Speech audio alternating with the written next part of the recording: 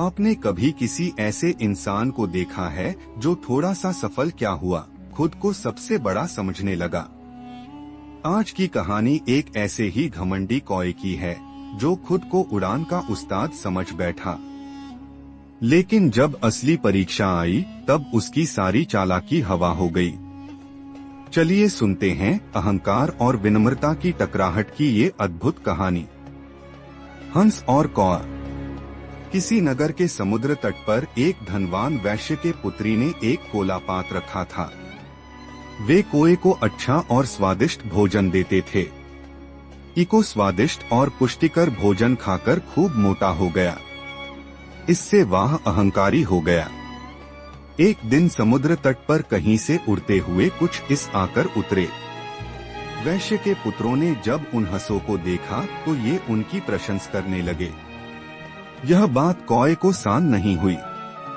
यह उन हंसों के पास गया और उसे उनमें जो सर्वश्रेष्ठ हंस प्रतीत हुआ उससे बोला, मैं तुम्हारे साथ उड़ान की प्रतियोगिता करना चाहता। हंसों ने उसे समझाया, भैया हम तो दूर दूर उड़न वाले हैं, हमारा निवास मानसरोवर यहाँ से बहुत दूर है, हमारे साथ प्रतियोगिता करने से तुम्हें क्या फायदा होगा? तुम हंसों के साथ कैसे उड़ सकते हो? प्रत्येक से 100 योजन तक उड़ सकता हूँ। उड्डीन, अभीन, प्रहीन, दीन आदि अनेका गतियों के नाम गिनाकर वह अहंकारी कौआ बाला, बताओ इनमें से तुम किस गति से उड़ना चाहते हो?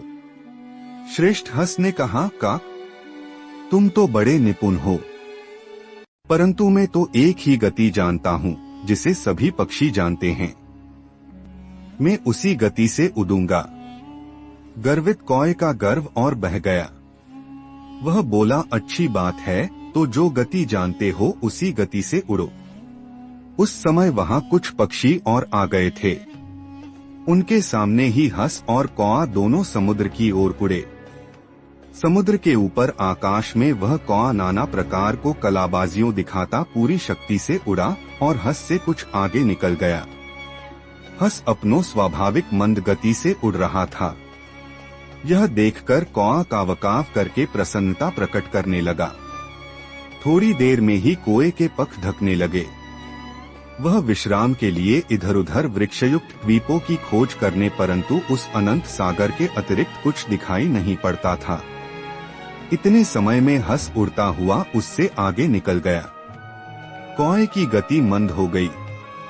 वह बहुत थक गया और ऊंची तरगों वाले भयकर जीवों से भरे समुद्र की लहरों के पाम गिरने की दशा में पहुंच गया। हंस ने देखा कि कौआ बहुत पीछे रह गया है, तो वह रुक गया।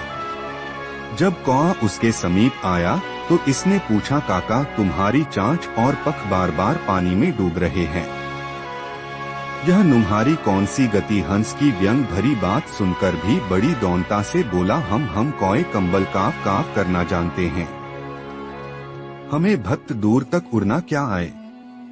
मुझे अपने अहंकार का दर्द मिल गया, कृपया करक अब मेरे प्राण बचा सो। जल से भीग, अचेत और अधम उसने पैरों से कौए को उठाकर अपनी पीठ पर रख लिया और उसे लादे हुए उड़कर वहां आया जहां से दोनों उड़े थे। हंस ने कौए को उसके स्थान पर छोड़ दिया।